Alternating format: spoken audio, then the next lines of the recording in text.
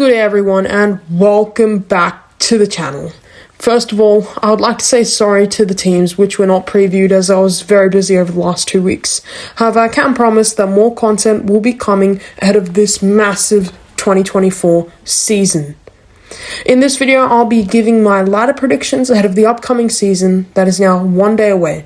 Before I do, I just want to say that these opinions are subjective and I don't need any negative attacks in my comments section. So without further ado, let's get into the video. So for my ladder predictions, I'll break them down into 3 sections. So essentially we have the bottom 6, the middle 6, and the top 6. Alright, so in 18th position, I have put North Melbourne, who probably have one more year down the bottom of the ladder before they push up. I think the removal of Mackay will impact them significantly, and the fact that Jai Simpkin will miss the first couple of weeks with a huge concussion. Another important aspect to note is that they are now without Zeeble, Cunnington, and Goldstein, who are their core, and because of this, I see them staying in the bottom 2. No real improvement. Probably the only rising star is George Wardlaw, who will be really essential to the group and their determination and grunt. In 17th position, I have put the West Coast Eagles, who, like the Roos, probably need one more year of rebuild and getting games into the young blokes. Harley Reid will be a curious watch for Eagles fans, and hopefully the hype lives up to its expectation. I feel like they'll need to improve the chemistry between the forwards and midfielders, which did not look good in the preseason match. The defenders are also a real concern heading into the season, conceding more than 100 points in the Amy Community Series game against the Crows. In 16th position, I have put the Cats. Now, this is rather controversial, however, I believe it is between making the finals again with a younger group or staring down a rebuild this year for Chris Scott. The preseason, though, has much more expectation for Cats fans than a measly 16th place finish. I believe with a group that lost Selwood in 2023 and missed finals for the first time in 7 years that a rebuild is staring down the barrel. However, it will be a case of motivation for the Cats as well as other blokes in the group stepping up, such as Tanner Bruin, who will look to take his game to the next level. In 15th, I have put the Tigers, who are now facing a transitional period after their years of glory under Dimmer. The loss of experienced players such as Tarrant, Castagna, Lambert, and the Big Two and Jack and Trent means the Tigers are now left with a young group, including just Dustin Martin, Dylan Grimes, and Nick Flostons from the year before 2017. Experience is still left with Broad, Camden, McIntosh, and Tom Lynch, as well as some blokes from the Premiership years in Graham, Short, Brioli, and Baker. However, with the loss of the big heads, the Tigers will look to introduce new leadership voices within the group and implement a new game style under Adam Uze. They'll also hope that Tom Lynch manages a full season, missing almost every game after round 4 last year with a foot injury, along with the dangerous Moles in Shai Bolton and the exciting Morris Rioli. In 14th position, I have put the Bombers, who went full on attack in the trade period and gained some serious names in Ben Mackay, Jade Gresham, and Todd Goldstein. This will look to bolster their chances in 2024. However, with the loss of some raw talent in Brandon Zerk Thatcher, who was an absolute gun by the way, and a particularly tough run at the start of the season, this quickly offsets their new signings. Another key point to make is the fact that while Essendon showed glimpses of their full potential like they did last year and the year before, they're never able to consistently maintain a season at that level. With this evidence, I would have to say that the Bombers missed the 8, but still play competitive footy against good sides in 2024. In 12th position, I have the Port Adelaide Football Club, who I feel will go down this year. I feel like there's a chance to win a premiership under Hinkley, but it's probably been missed. But this could still be the final year that they have a crack at the flag. They had an amazing 2023, fighting back from a rough 2022 to finish in the top 4, but once again could not capitalise in the finals, going out in straight sets. After the 2023 campaign, and despite a great win against the Dockers in the preseason, I feel like this would be either the last year they push for the flag, or they'll have to enter a new stage under Ken Hinkley, or potentially a different coach. In 11th position, I have the Hawks, who will miss out on the finals by a bit, but are ready to take the next step under Sam Mitchell and jump up the ladder. The young guns are ready to shine in Jai Newcomb, Connor McDonald, and others, while Bruce, Gunston, Sicily, Warple, and the other older blokes such as Wingard have been starved of success, and this could be a year where they improve. They will be aiming for finals, but I still feel that is a step too far, with a quiet trade period contributing to that. Mitch Lewis will be looked to be dangerous again, with Jack Gunston, who returns as an offset for Jacob Kazitsky, and I think the Hawks are overall ready to take the next step. In 10th position, I have the Dockers, who will be another unlucky side missing out on the finals. They had a terrible 2023 campaign and will be looking to improve in 2024. The 2022 season delivered optimism for fans, and I believe this upcoming season could as well. With Nat Fyfe looking dangerous, fit and firing, as well as Sonny Walters and the younger blokes, I believe they can bounce back through the dangerous midfield work in Sarong and Brayshaw, who will most likely both poll well in the Brownlow. Something that could make or break their campaign is Hen Young, and there's been a lot of talk about how if he moves into the midfield, he could unleash his classy abilities. And I believe this as his class is evidence in the way that he performed last year. He's a class player and is another player who will look to take his game to the next level. In 9th position, I have the Suns just missing out on finals. Let's face this, they have to make the 8. With Dimmer arriving at the helm, ready to help the Suns to glory like he did to the Tigers, and the raw uncapped talent that he has to work with, the Suns are primed for a big year. I still feel they'll miss the finals though, with the implementation of a new game style potentially being a factor in losing some games, as it will take a while for them to develop. In 8th position, I have the Crows just sneaking into finals, and this has to be the year the Crows finally enter the top 8.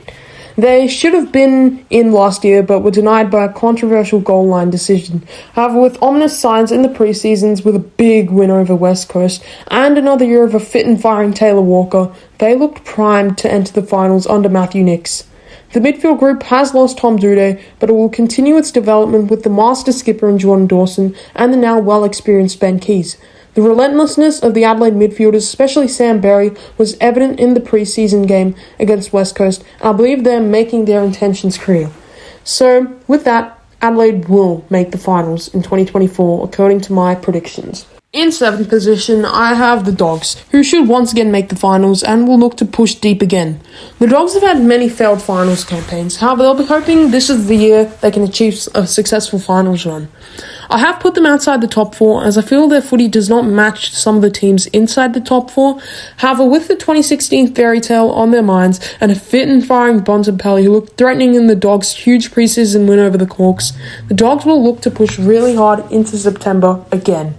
In 6th position, I have the Giants, who by no surprise are destined for the top 8 again.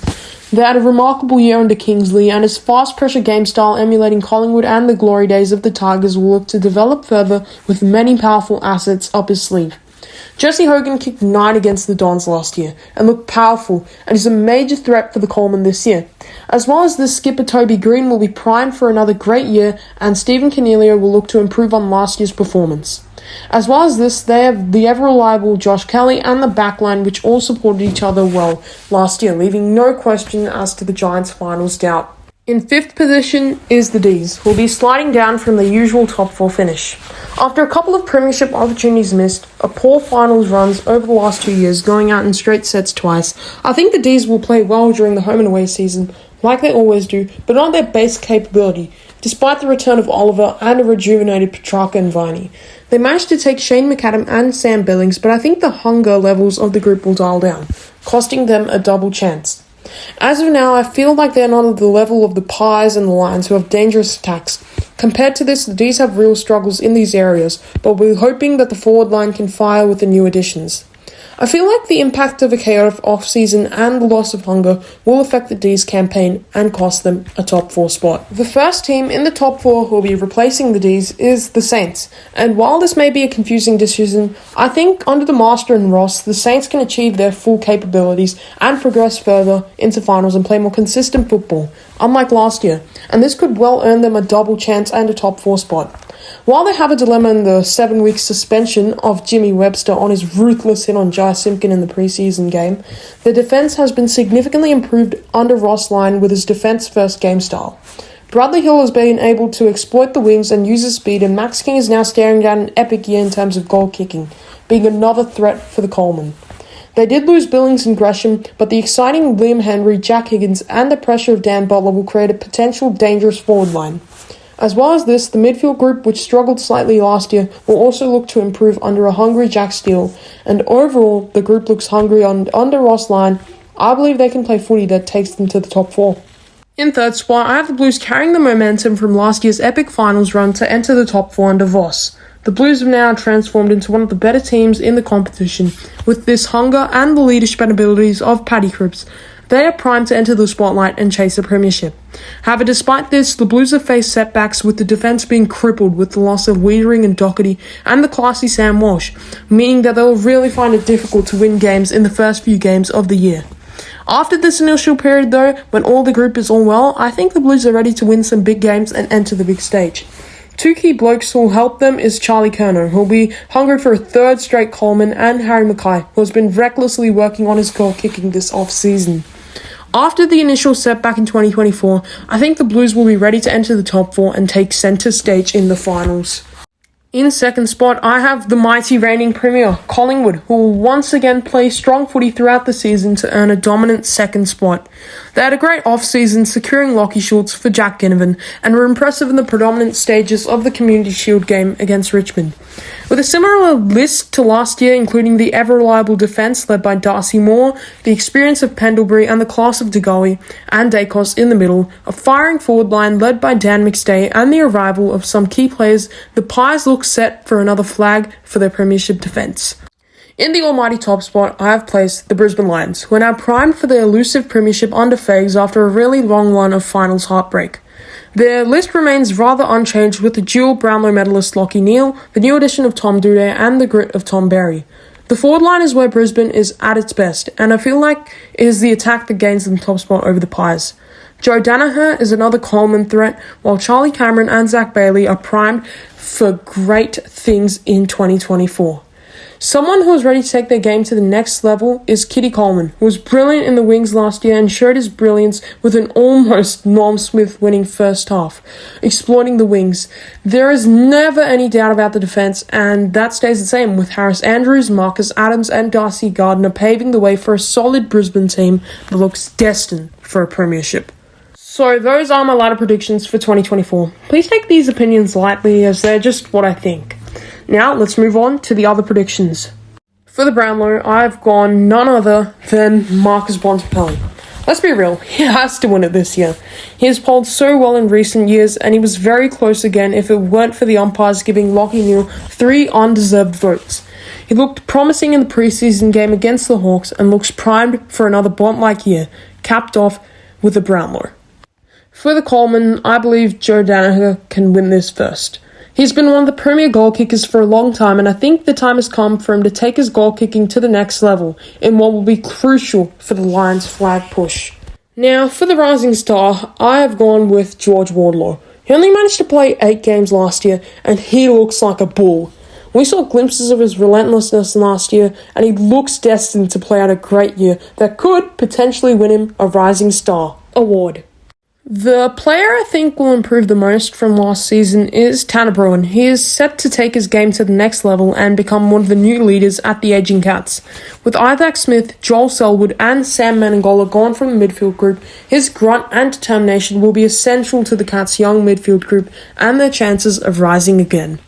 In my grand final prediction, I'm going to predict a Carlton-Brisbane grand final, with the Blues getting over the line, continuing their momentum from 2023 and winning a record 17th flag.